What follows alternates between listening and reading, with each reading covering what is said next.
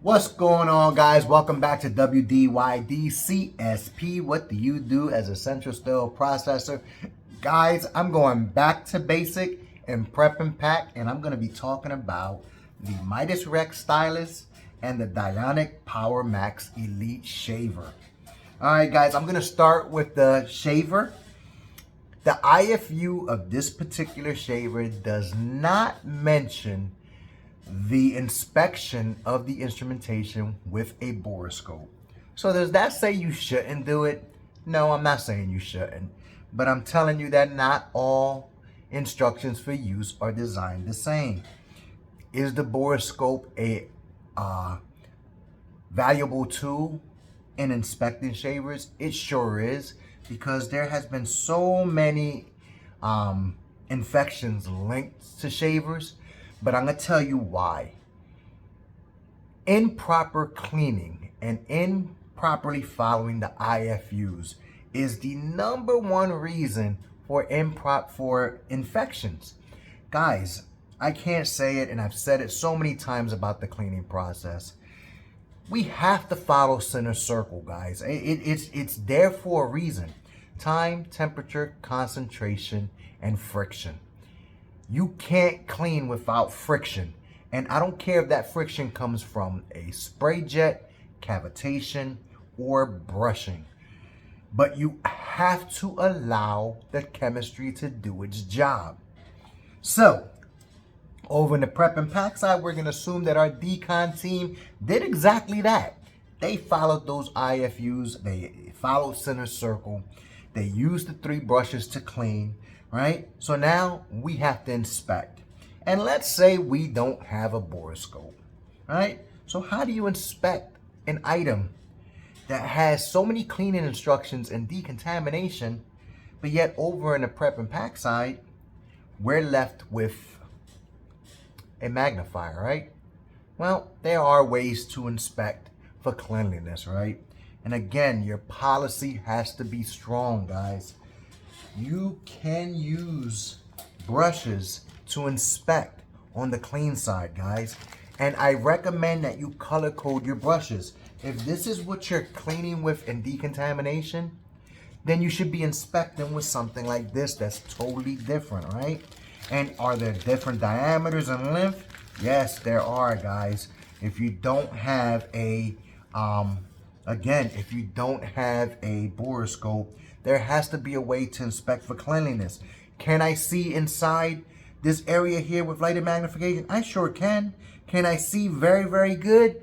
Not as good as I can with a borescope, but I can see if there's any debris in there or any soil. And I can tell you right now, if there's some staining in there and stuff like that, you can't use no Surgy stain on this, right? So you're gonna have to send this out for repair and refurbishing, right? But you can see in there and say, oh, you know, something looks suspicious in there to me around this little ring here. You know, is it clean? Is it staining? Is that blood?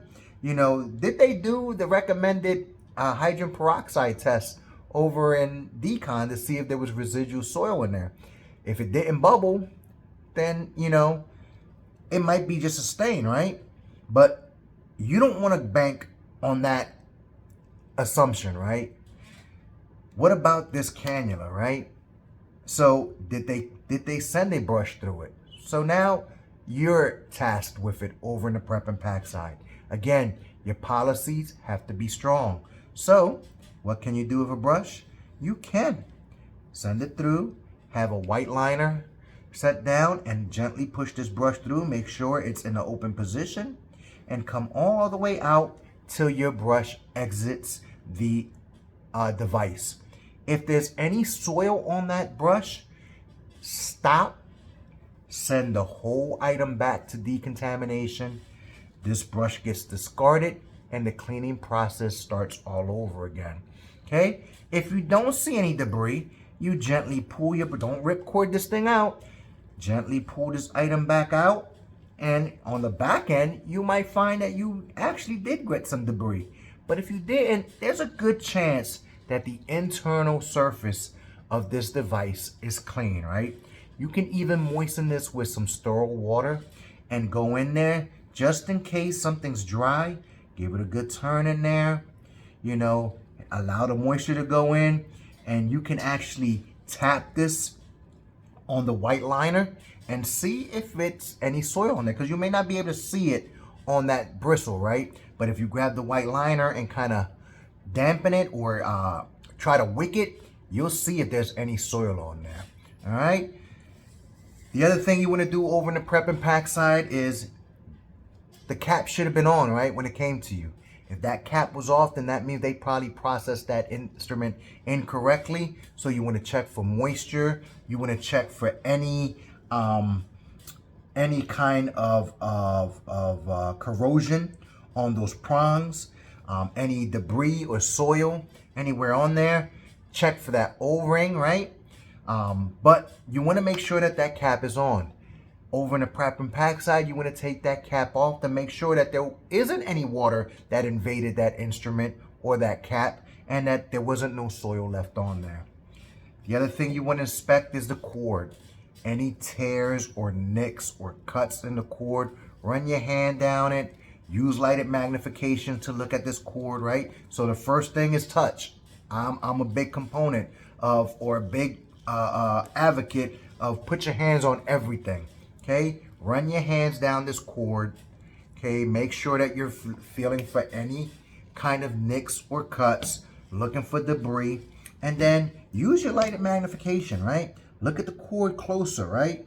Open this ring up a little bit more, right? And look at that cord all the way through. Don't forget there's several sides to it. It's 3-dimensional. Make sure you're inspecting fully for any kind of debris, soil, or adhesive left on the device. The other thing you want to do is play with those buttons. Are the buttons working? Are they sticking? Are they cracked? Look for screws. See that? It's a missing screw on there. The device still works, but there's a missing screw. There's supposed to be a screw just like that on this side. This can actually fall off and fall into a patient. So make sure that that screw is on there, guys. And of course, there better be a cap. There better be a cap, because that means that they didn't clean this device properly. So enough about the power shaver. You know, again, there was no boroscope instructions for that, but if you had one, it'd be great to use it on that device. The Midas Rex Stylus. Guys, I've already established that we can't soak this thing, so this is a manual cleaning. So you want to make sure that you're looking for any kind of debris, especially around that ring clamp right there, right? You want to make sure that there's no debris under that. Okay, look into the little stylus area. I don't recommend jamming a brush down there, guys, because again, it might get stuck and bristles might actually break off in there. It doesn't go all the way through the device, so I wouldn't recommend using a brush to inspect in there. If you have a boroscope that fits that diameter, it'd probably be a nice thing to go down there and look to see if there's any debris or corrosion going on in there. Check this cord thoroughly. This is a black cord and it can hide blood or debris very easily. Again, put your hands on it, guys. Don't be afraid to touch it. Put your hands on it, right? That's how some people like to wear gloves on the prep and pack side. I can't feel anything with gloves on, right? So I want to be hands-on. I want to feel everything going on. I want to feel if there's any kind of nicks or any cuts in there. I touch my cords all the time and I wind up wrapping them while I'm doing it. Now, I don't always do this wrap. I don't do this specific wrap here. I do a DJ wrap with my cords.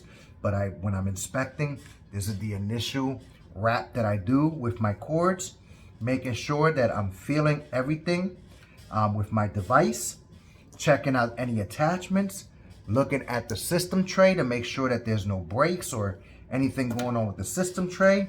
And of course, I'm using my handy dandy lighted magnification to look for any damages, any breaks, any missing pieces. There's actually a clamp on that actual piece right there. Make sure it's there. Make sure there's no cracks on there. All right, guys. Very simple. Be diligent in what you do. Quality over quantity, and you'll always succeed. And if you ever have questions, just ask. As always, guys, stay true to yourselves. Keep it 100. Continue educating yourself. And until next time, peace.